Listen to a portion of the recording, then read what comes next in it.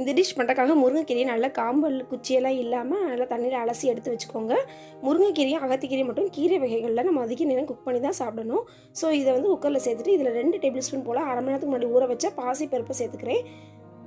இதில் 1/4 ஸ்பூன் கல் உப்பு, ஒரு அரை டம்ளர் போல் தண்ணி சேர்த்து குக்கரை மூடி சவுண்ட் வச்சுருங்க. ஒரு 7 நிமிஷம் கழிச்சு நீங்கள் ஆஃப் பண்ணிட்டீங்கன்னா கீரை நல்லா பூ போல் நல்லா வெந்திருக்கும்.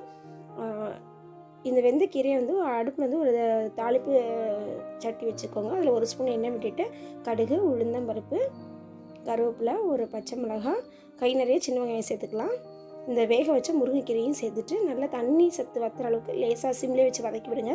ஒரு 2-3 நிமிஷம் தான் ஆகும். ஏன்னா நம்ம தண்ணி நல்லா அப்சர்வ் ஆகி தான் இருக்கும். ஒரு கையளவு தேங்காய் பூ போட்டு பரட்டி எடுத்துட்டிங்கன்னா உங்களுக்கு அருமையான முருங்கைக்கீரை பொரியல் சூப்பராக தயாராகிடும். இதில் எந்த கசப்பு இருக்காது. நீங்கள் எந்த மாதிரி செஞ்சு பாருங்கள். இந்த வீடியோ பிடிச்சினா ஹோம் கிச்சன் சேனலுக்கு சப்ஸ்கிரைப் பண்ணுங்கள், லைக் பண்ணுங்கள், ஷேர் பண்ணுங்கள். எங்கள் வீட்டு கைப்பக்குவம் உங்கள் வீட்டிலையும் கம்மம் கட்டும். வாழ்க வளமுடன்.